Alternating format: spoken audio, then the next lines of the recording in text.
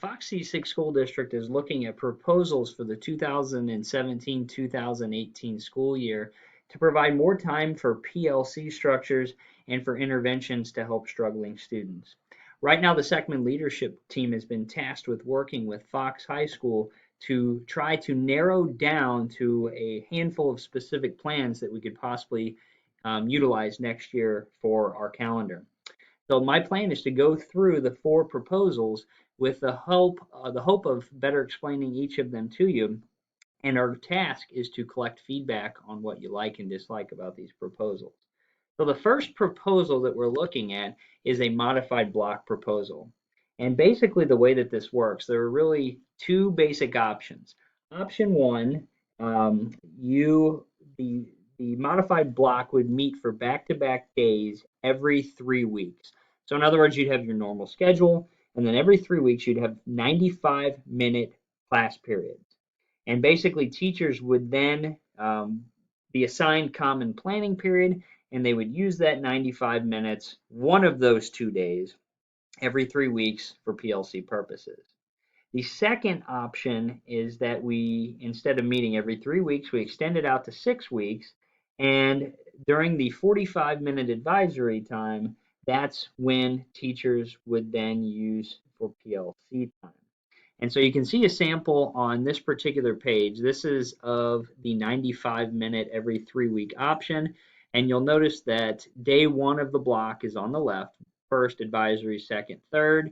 Day 2 is on the right, 4, 5, 6, and 7. And these are 95-minute long periods that would meet roughly 20 days. It looks like 20 days throughout the school year. And so say, for instance, if you have fifth period is your conference period. On day 2, you would meet for 95 minutes with your PLC to work on improving your craft. So you have that. Plus, the other option with this is that you get a longer advisory time. Once every 3 weeks, you would get the 95-minute long advisory time, which would, of course, help with interventions. You could target specific kids to help improve their learning. And also, this gives you the option then of, if you want to schedule labs or super exciting lessons on these longer days, you have the ability to do that as well. So the pros, obviously, the pros of this is that you have a normal schedule most of the time. The modified block only occurs either every 3 weeks or every 6 weeks. The other pro of this is that it doesn't actually mess with the schedules the hours that we operate. We would still have classes from 7:20 until 2:25. So it's not going to affect transportation. It's not going to affect after school or before school sports clubs activities. The cons of this, the fact that it's going to be difficult to get teachers on the same conference period. It could also be difficult getting coverage possibility for teachers in advisory. Okay, so these are some difficult things that we would have to work through. Option number 2 is the late start proposal. The late start proposal is probably simple to wrap your mind around because it's based off of our current schedule. So basically, during the school year, every other week would be a regular schedule, like you see here. So just like the 2016-17 school year, on Tuesdays and Thursdays, we meet for AIM, or advisory. So that would be your typical schedule.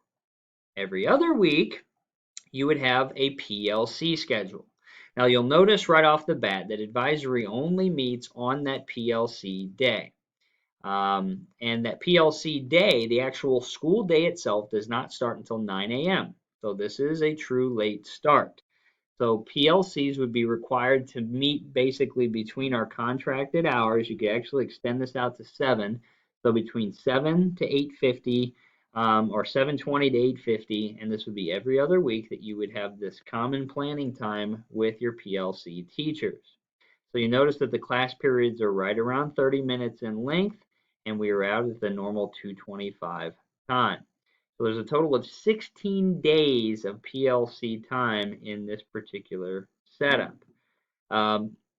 Advantages, advisory on late start days is during the longest period. So students will have a pretty substantial amount of time to go where they need to for support. This is not going to affect after school busing. It's not going to affect after school activities and whatnot.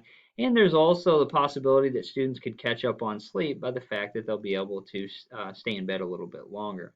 So the possibilities there are pretty good as well.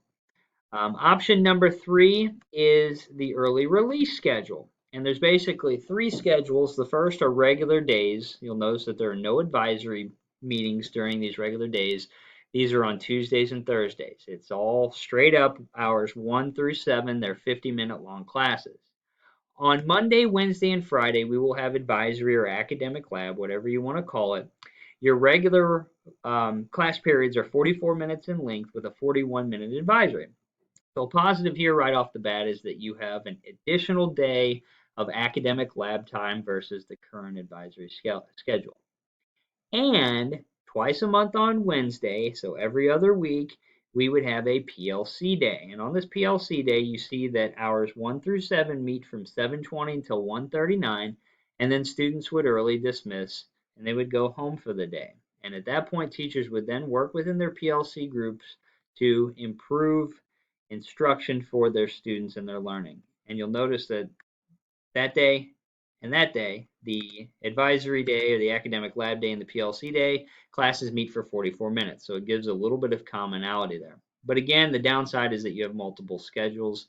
So if you're a person that likes strict order all the time, it's going to be difficult for you. The pros of this particular proposal is the fact that you are providing more PLC time and there is some consistency in the class periods, and also you have the fact that you are having advisory an additional day per week, which could be utilized for intervention strategies. The negatives of this proposal, the fact that it's going to impact after school clubs and activities. It's going to require transportation to be reorganized because of this. And then, of course, we could have some parental issues with concerns over unsupervised teenagers after school as well. And the final proposal that's on the table was borrowed from Windsor High School. They refer to it as OWL time. We, of course, would not use the name OWL. Same sort of idea here. You have, again, you're hoping to gain PLC time and also provide interventions for students. And this plan does do this. And so basically, this particular proposal has a daily schedule that looks just like this every single day. So first through fourth period meet from 7:20 until 10:43. These are 47-minute long class periods with 5 minutes of passing time in between. Fifth through seventh periods meet between 11:54 and 2:25. And smack dab in the middle of the day is what we call Jaguar time. And Jaguar time is on this schedule an hour long. There is another proposal to push it up to about an hour and 15 minutes long. Nothing set in stone yet. So the idea behind this hour-long Jaguar period or Jaguar time is that basically it builds in time for PLC for teachers 1 time per week. Basically, you would take the hour and you would split it into 2 parts. So a 30-minute chunk in the beginning, a 30-minute chunk at the end. And so 1 time per week, you would have a 30-minute block where you and your PLC would sit down and meet together and work together. So you have it every single week. It is less time. Also, there's the possibility that we could set up academic labs for struggling students in the core areas. So the way that Windsor does it, if you have a D or an F, you are pulled, and basically you are assigned to an academic lab where you would go to that academic lab for half of that period for the entire period that you're assigned to it. So out of that 1 hour long period, say you might be assigned to academic lab the first half of it for science, and the second half you would then get to go to lunch. So you automatically off the top, if you're a struggling student, 30 minutes times 5 is what, 150 minutes, so over 2 hours of additional support that you would get to help improve your learning and your grade. Not to mention, so you have the PLC, you have the academic labs, you also have the possibility of students going to get help if they need it. And so they can go and find those academic labs, even if they're not assigned to it, and they can get then the help that they need. You might be asking, well, what about the other students? Well, that's where this plan gets creative because there's a lot of flexibility. And basically the way that Windsor does it, They have designated supervised areas because no teachers are technically teaching a class during that time period. For half of your 1 hour block, you would have a duty of some type, whether it's supervising an academic lab, it's sitting in a spot in the hallway and making sure that students are not where they're supposed to be, whether it's PLCing, it could be a handful of different things. The other half, you have lunch. So you have a 30-minute lunch. And so the way that things have gone is they've gotten pretty creative at Windsor, and this has given them the flexibility for clubs and organizations to meet during this time. Students head to the library and they work on homework, they read books, they sit in quiet time, they explore interests. We saw the robotics club down there working with robots literally in the middle of the library during one of these 30-minute periods. Students could also go to the gym and burn off some steam playing basketball. There were students just sitting in the hallway eating their lunch. This kind of proposal could sound scary, but it also has the possibility of reaping some pretty cool rewards for us. You have one set schedule. It's the same all the time. In terms of the class periods, it does not affect transportation. It does not affect after school clubs and activities. But it's also a little bit scary because it requires us to be flexible, to allow student choice, and to be open to trying something new. So, anyway, provide us with your feedback. Thank you for watching, and hopefully, we can get some great feedback and take these proposals to Fox High School and get something done for us. Thanks again.